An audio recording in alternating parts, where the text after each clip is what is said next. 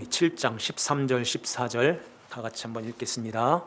주께서 과부를 보시고 불쌍히 여기사 울지 말라 하시고 가까이 가서 그 관에 손을 대시니 맨 자들이 서는지라. 예수께서 이르시되 청년아 내가 내게 말하노니 일어나라 하시매. 아멘. 오늘 우리에게 주시는 하나님 말씀 누가복음 7장 11절에서 28절 말씀으로 하나님 나라에서 큰 자라는 제목으로 하나님 말씀을 선포합니다. 2024년이 이제 일주일이 벌써 지났는데요. 오늘 이렇게 하나님께 첫 예배를 드리게 됩니다. 여기 누가복음 7장에서 백부장에서부터 여기 나인성 과부의 아들을 살리시고 오늘 세례 요한에 대한 얘기를 말씀하는데 이 과정 속에서 흐르는 것이 믿음인 거예요. 믿음으로 죄 사함을 받고 살아나서 하나님 나라의 백성으로 하나님의 다스림 속에서 살아가는 이 말씀을 하는 것입니다. 2024년 새해에도 우리 성도님들 가정에 이런 믿음의 역사와 살아나는 그런 역사, 예수 믿지 않는 이웃들이 우리를 통해서 또 구원받는 그런 역사가 올 한 해에 우리 주위에서 있기를 주님의 이름으로 축원합니다. 여기 28절 말씀을 보면은 세례 요한을 보고서 예수님께서 여자가 낳은 중에서 큰 자라, 요한보다 더 큰 자가 없다 하는 말씀을 하시면서 그러나 하나님의 나라에서는 극히 작은 자라도 그보다 크니라 그래요. 그러면은 하나님 나라에서 이렇게 큰 자라, 하나님 나라에 그러면 이 세상처럼 이런 우열이 있고 서열이 있고 계급이 있을까요? 그 얘기하는 것이 아니죠. 그래서 이 세례 왜 세례 요한보다 하나님 나라에서는 극히 작은 자가 더 크다고 말씀할까요? 세례 요한이 오늘 말씀해 보면은 우리가 읽지 않았는데 예수님께 대하여 의심을 하고 있어요. 오해를 하고 있어요. 그래서 예수님이 진짜 메시아 그리스도 맞나? 다른 일을 기다려야 되는가? 이런 선지자답지 않는 그런 그 의심, 그런 오해, 이런 마음을 품고 있죠. 왜 이런 세례 요한이 이런 마음을 가질까요? 그래서 실제로 두 제자를 예수님께 보내서 우리가 다른 일을 기다려야 됩니까? 이런 질문을 하죠. 이 세례 요한이 왜 이런 생각을, 이런 의심, 이런 마음을 가질까요? 오늘 말씀을 통해서 그런 것들이 참 이렇게 해소가 됐으면 좋겠어요. 이렇게 7장에서 이렇게 쭉 흐르는 주제가 바로 믿음으로 죄 사함 받고 하나님 나라의 백성으로 살아나서 그리스도의 나라를 이루게 되는데, 그러면은 하나님의 나라는 이렇다 이렇게 말씀하는데, 그 하나님 나라는 지금 예수님이 말씀하시는 그 하나님 나라는 어디에 있는 하나님 나라일까요? 누가 그 하나님 나라에서 살게 될까요? 그러니까 성경은 지금 교회인 우리들에게 주어진 말씀인 거예요. 그렇죠? 천국, 죽어서 저 천국에 간 성도들에게 이 말씀이 그들에게 말씀한 그 말씀이 아니라는 것입니다. 지금 여기에 우리들에게 하신 말씀인 거예요. 그러면은 그 하나님 나라는 어디에 있어요? 여기에 있는 것입니다.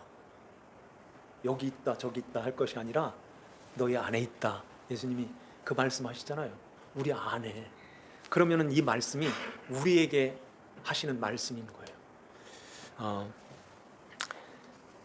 우리가 백부장의 믿음을 지난주에 말씀드렸는데 이만한 믿음을 이스라엘에서 본 적이 없다고 말씀하시죠.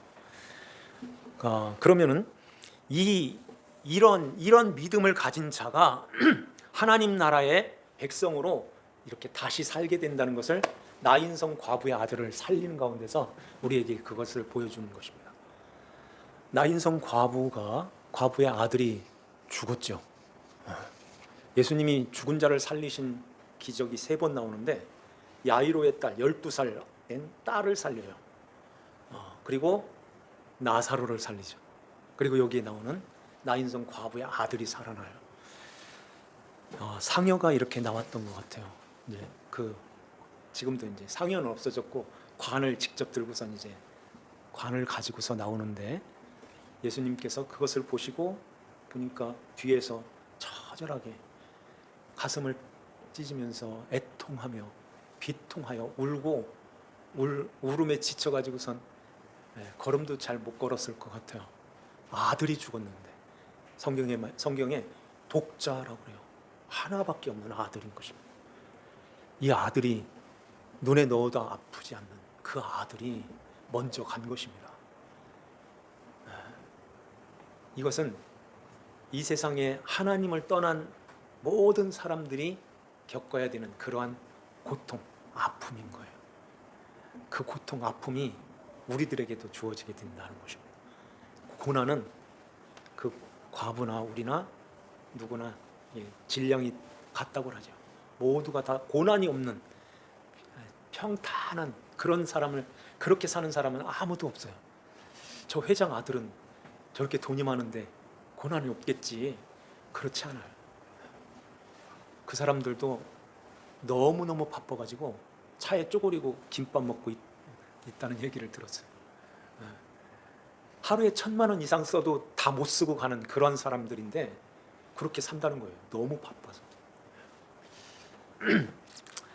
이렇게 모든 사람들이 다 이런 삶을 살게 되는데요. 여기에 주님께서 찾아가시는 것입니다. 우리도 마찬가지예요. 주님이 찾아오시는 것입니다. 그래서 우리가 예수님을 알고 예수 그리스도를 믿음을 갖게 되고 믿음으로 죄 사함을 받게 되고 하나님 나라의 백성으로 들어오게 되는 그런 역사가 일어나는 거예요. 여기에 주님께서 과부를 불쌍히 여기시고 야, 울지 말라 그러시죠. 그러면서 가까이 가서 14절 한번 보실까요? 가까이 가서 그 관에 손을 대셨다 그래요. 손을 내밀어서 손을 이렇게 대시는 것입니다. 이게 어디에서 나왔죠?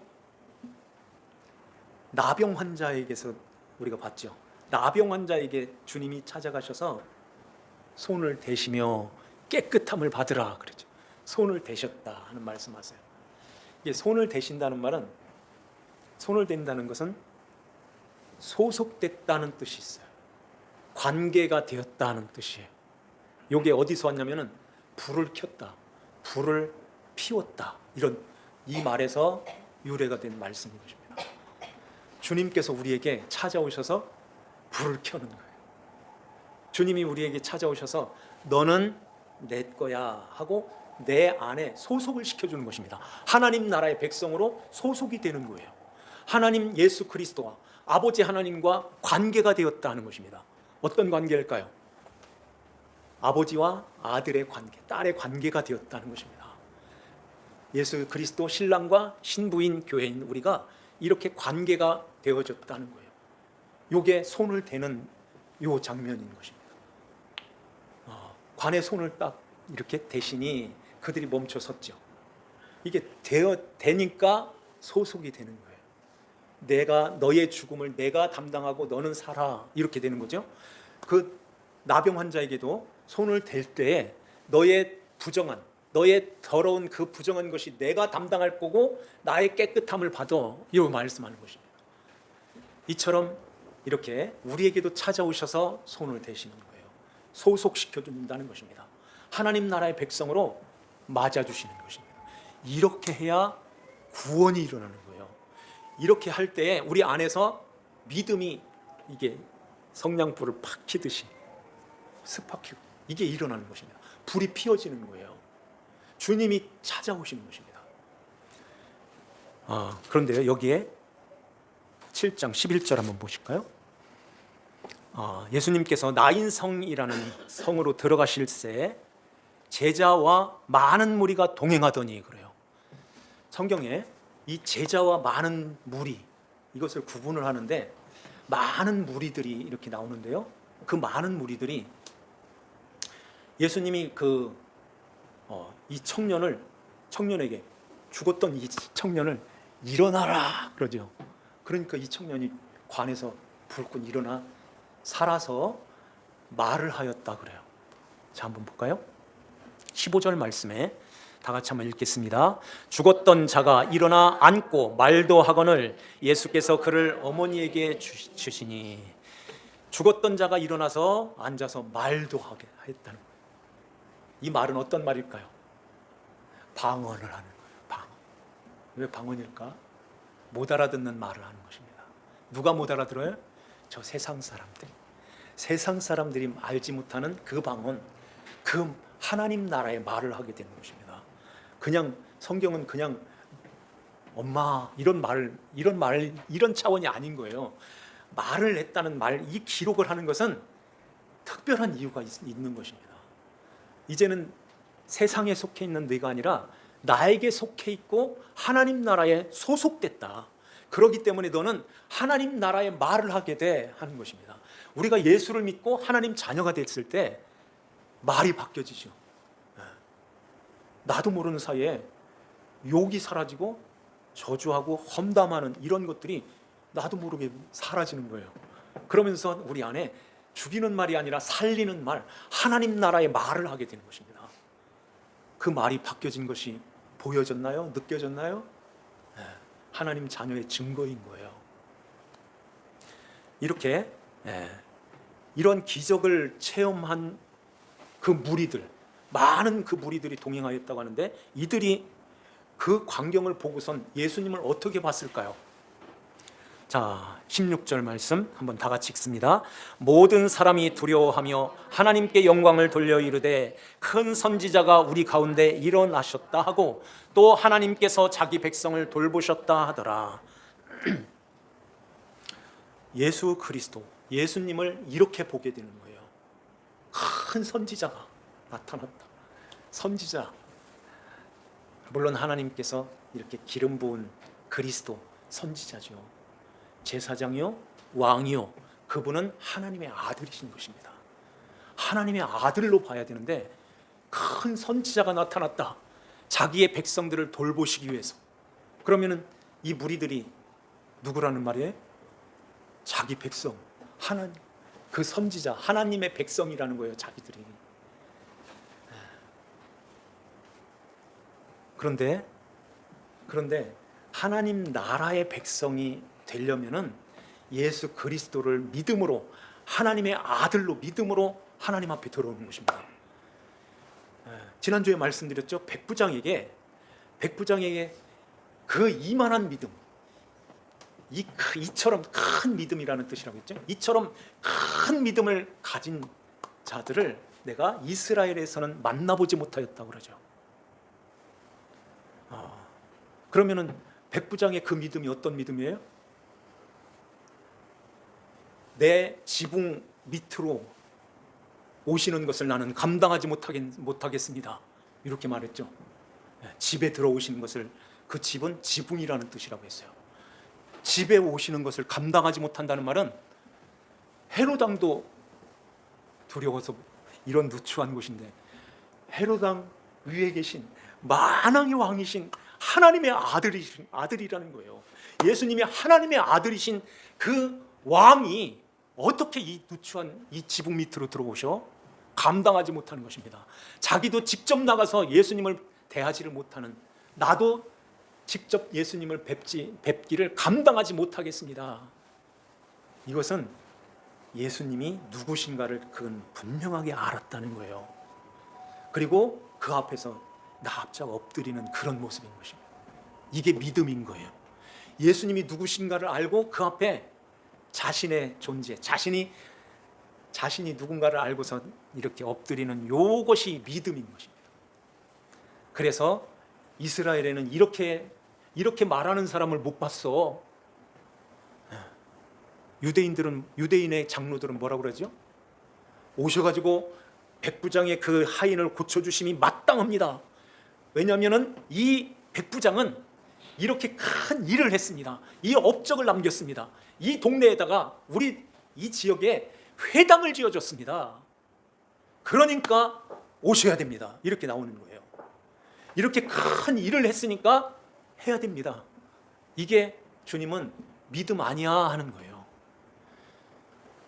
여기에 무리들도 성경에 그 무리들 이렇게 이런 말씀이 좀 많이 나오는데 항상 그 무리들은 믿음 없음, 불신자의 모습으로 나타나는 것입니다. 그래서 예수님을 큰 선지자나 아니면은 자기 백성, 우리에게 이렇게 큰 일을, 큰 어떤 것들을 해주기 위해서, 이 세상에 그러한 것들을 이루어 주시기 위해서 오신 분이지 하고선 그 예수님을 그렇게 알고 지금 예수님을 따라다니는 것입니다. 요 두 무리, 요 두 분류에서 예수님이 그 과부의 아들이 죽은 그 아들에게 찾아가셔서 살려내시죠. 그런데 무리들은 그들이 찾아와서 예수님을 지금 같이 따라가고 있는 거예요. 동행했다고. 이게 동행은 같이 가는 것입니다. 예수님을 내가 만나고자 이렇게 나가는 것은, 그래서 거기에 무엇을 하든지 어떤 업적을, 어떤 공로를, 무엇을 만들어서 이렇게 해서 하나님, 예수님을 내가 잘 따라가야지 하는 그 모습은 믿음이 아니라는 거예요. 하지 말자는 얘기가 아니라 그 믿음을 갖고 해야 되는 것입니다. 그 은혜를 알고 해야 되는 거예요. 그 은혜를 알고 아마 이 백부장은 회당을 지었을 거예요. 그래서 이걸 지어놨고 이러한 것들을 해놔서 이걸 통해 가지고서 내가 하나님 앞에, 예수님 앞에 가야지, 요 모습을, 요런 그림을 보이지 않기 위해서 누가는 일부러 자기가 찾아가지 않은 것입니다. 마태복음에는 사실은 이 백부장이 직접 찾아갔어요. 내 하인이 이 중풍병으로 괴로워하나이다. 내가 가서 고쳐주마. 아니에요. 말씀만 하세요. 말씀만 하세요. 이렇게 나오시죠. 이렇게 하면서 예수님의 소문이 온 유대와 사방에 두루 퍼졌다고 말씀하세요. 이런 모든 일들을 요한의 제자들이 이것을 알고 요한에게 가서 알리죠. 예수님이요, 이런 죽은 자도 살리시고 중풍병자, 나병 환자, 눈먼 소경, 이런 맹인들을 다 눈을 띄워주시고 이런 놀라운 기적을 행하셨습니다. 그때에 19절에 보면 요한이 그 제자 중 둘을 불러서 예수님께 보내죠. 보내면서 그가 오실 그이가 당신이 오니까 우리가 다른 일을 기다리오리까 가서 물어보라 그래라. 물어보라. 이렇게 두 명의 제자를 보내죠. 그러면은 왜 세례 요한이 이런 예수님에 대한 그런 의심을 할까요? 그러면 세례 요한만 의심했어요? 그때 그 당시에 여기에 무리들은 어떻게 했어요? 예수님을 진짜 하나님의 아들로 봤어요? 큰 선지자로 보는 거예요. 그러면은 예수님을 직접 따라다녔던 제자들은 어땠을까요? 제자들은 진짜 저는 그리스도시요 살아계신 하나님의 아들이십니다. 이렇게 베드로가 고백했죠. 그런데 그렇게 고백을 하면서도 속으로는 진짜 그리스도 맞나? 이런 생각을 계속해서 하면서 가는 것입니다. 그러면서 이 세상의 왕이야, 그리스도는 이 세상의 왕으로 오신 것이지 저 천국 거기 신경 안 쓰고 이 땅에서지. 제자들도 그 모습으로 예수님을 따라다녔던 것입니다. 그래서 예수님이 십자가에 달리시러 예루살렘에 올라가는 그 순간까지 뒤에서 다투는 거예요. 서로 높은 자리 차지하려고. 높은 자리. 왜 이렇게 예수님의 제자들뿐 아니라 무리들, 여기 선지자인 요한까지 이런 연약한 모습일까요? 그러면 그 사람들하고 우리와의 차이는 어떨까요? 예수님이, 우리는 보지도 않았어요. 보지도 않으신 그 예수님이 진짜 나 같은 죄인, 나를 살리시기 위하여 오신 예수님, 그리스도시오. 하나님의 그분은 아들이시오. 그 아들이신 예수님이 나를 구원해 주셨어. 이 믿음을 가지고 있습니까? 가지고 있죠. 왜 이런 차이가 날까요? 그때 그 당시하고 지금 분기점이 어디일까요? 오순절 때인 것입니다. 오순절. 이때는 아직 오순절 전, 성령이 오시기 전이기 때문에 다 이렇게 연약한 모습으로 있는 것입니다. 마지막 선지자로 온 이 세례 요한도 이런 연약한 모습으로 있는 거예요. 예수님께서 찾아가 주시지 않아요. 저렇게 많은 사람들을 병자도 고치고 찾아가셔서 이렇게 위로도 해주시고 이렇게 힘을 주시는데 왜 나한테는 안 와? 왜 나한테는 안 오시는 거야? 이런 생각을 왜 세례 요한이 안 했겠냐는 거예요. 오시겠지. 한 번쯤은 오셔가지고선 등을 두드려주면서 요한아 괜찮아. 네, 요 말 한마디만 했어도 이런 이야기 안 했을 거예요. 안 오시는 거예요. 이 세례 요한한테 예수님이 오셔가지고선 말씀 한마디도 안 해주시는 거예요. 죽는 그 순간까지 그냥 내버려뒀다고 버리셨다는 얘기가 아니라 그냥 거기가 이제 마지막 선지자로서의 사명, 거기야. 이런 모습이었던 것이죠. 그래서 구약과 신약이 이렇게 현저하게 차이가 나는 것입니다. 세례 요한, 너희들이 광야에 왜 찾아갔더냐 이렇게 묻죠. 거기 한번 더 볼까요?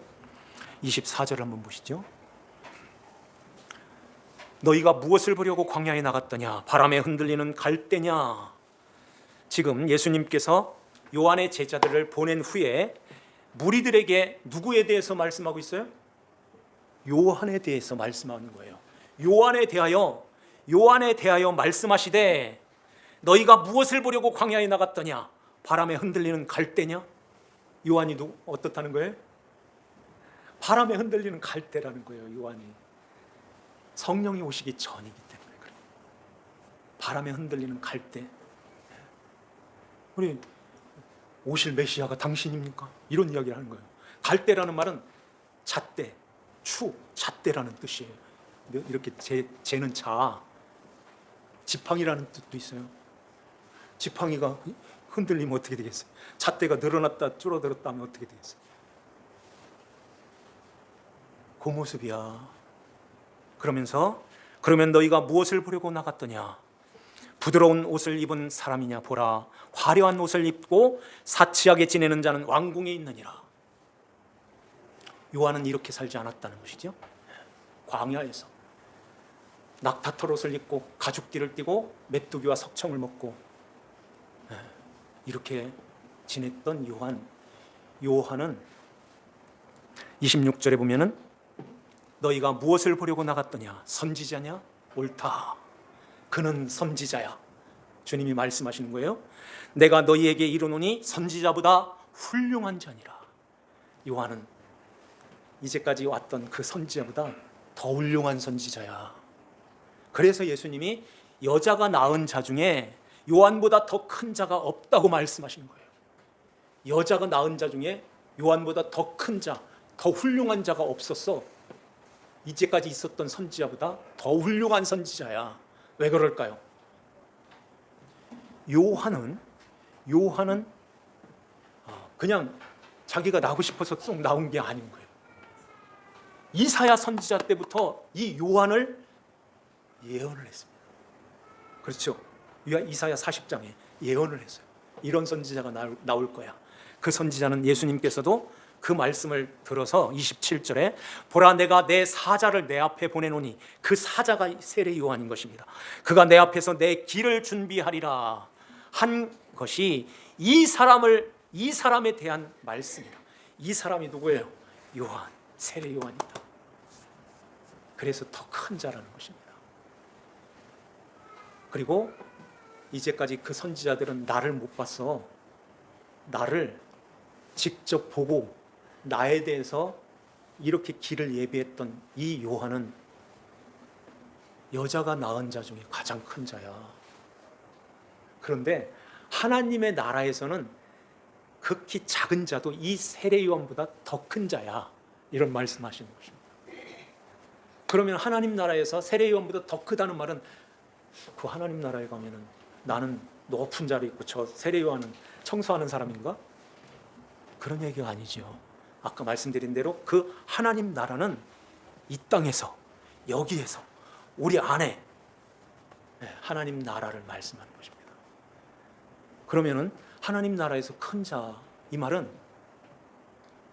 이제 성령이 오시게 되면 내가 이 과부의 아들 청년을 살려내는 것처럼, 손을 대서 소속을 시켜주는 것처럼 성령이 너희들에게, 그리스도의 영이 내가 너희들에게 고와 같이 버려두지 않고 찾아갈 거야. 찾아가서 너희 안에 내가 너희들을 다스려 줄 거야 하는 것입니다. 성령이 우리에게 오심으로 이제는 그 예수를 알게 되고 하나님의 말씀, 그 예수 그리스도의 말씀을 성령의 감동하심으로 우리가 깨달았고 알아서 이제는 주님을 모시고 살아가는 것입니다. 그래서 세례 요한은 여기까지 못 왔어. 오순절을 경험하지 못했던 자야. 그래서 요 모습으로 살았지만 너희들에게는 이제 성령이 오셔서 그 차원이 아니라 세례 요한과 같은 그 차원이 아닌 성령 하나님이 너희 안에 직접 들어오셔서 이제 너희들을 자세하게 그리스도를 가르쳐주고 그리스도의 다스림을 받으면서 살도록 너희들을 도와줄 거야. 그래서 성령이 보혜사로 오셔서 그가 나에 대하여 이렇게 가르쳐주고 죄가 뭔가도 의가 무언가도 심판이 뭔가도 그가 오시면 다 알려주시게 된다. 성령이 오셔서 이제 나의 말씀, 나를 가르쳐주고 깨닫게 하고 생각나게도 해주실 거야. 그래서 그 하나님, 그 예수 그리스도를 모신 천국을 이루면서 살게 되는데 그 천국을 가진 자들은 이제 천국에서 세례 요한보다 더 큰 이 영역을 가지고 세밀한 것까지 자세하게 다 천국이야 하는 거예요. 작은 부분까지 다 다스려 줄게 하는 거예요. 그래서 세례 요한보다 더 큰 천국을 이루면서 살게 돼 하는 것입니다. 그런데 이 땅에서 이렇게 큰 하나님의 나라가 이 범위가 이렇게 큰 자도 있고 좀 더 큰 자도 있고 더 큰 자도 있어요. 그래서 그리스도의 장성한 분량에 이르기까지 이런 말씀이 나오는 것입니다. 거기까지 우리를 끌고 가시는데요. 요 밑에 있는 자도 있고 여기 있는 자도 있고 이렇게 올려가는 거예요. 근데 이 땅에서 이제 마치고 천국으로 들어갈 때는 다 그 자리에서 올려서 이렇게 보내는 것입니다. 그래서 하나님 나라에서 큰 자야 하는 말씀을 하는 것입니다. 이 은혜가 우리에게 있음에 이제 새해가 밝았고 2024년도에도 주 예수 그리스도를 모시고 성령님의 인도하심을 따라서 하나님의 나라가 우리의 심령에 이렇게 확장되어져서 작은 부분까지 그리스도의 다스림을 받으면서 우리가 그 말씀에 순종하고 주님의 나라를 이루면서 살아가는, 그래서 하나님 나라의 그 기쁨, 감사, 만족, 찬양, 영광, 존귀함이 우리의 모든 삶 속에서 나타나시기를 주 예수님의 이름으로 축원합니다. 기도드리겠습니다. 하나님 아버지 감사합니다. 오늘도 주님의 은혜 가운데 저희들을 사랑하셔서 하나님 나라의 큰 자가 되게 하심에 감사하고, 주님 그리스도께서 우리 안에 오셔서 성령으로 다스려 주시고 우리를 가르쳐 주시고 깨닫게 하시며 주의 진리의 말씀으로 우리를 날마다 먹이사 하나님 나라를 이루며 복된 삶을 살게 하여 주시니 감사드립니다.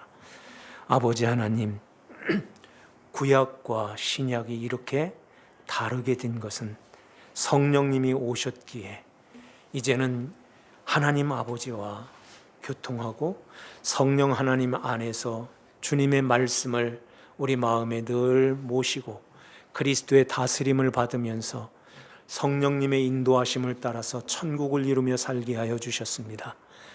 주여, 날마다 주님 앞에 기도하는 가운데서 주님의 말씀을 성령님의 인도하심으로 우리 마음에 늘 간직하고 그 말씀 가운데서 순종하고 주님을 따라가는 아버지 하나님, 천국 백성들이 다 되어지게 하옵소서.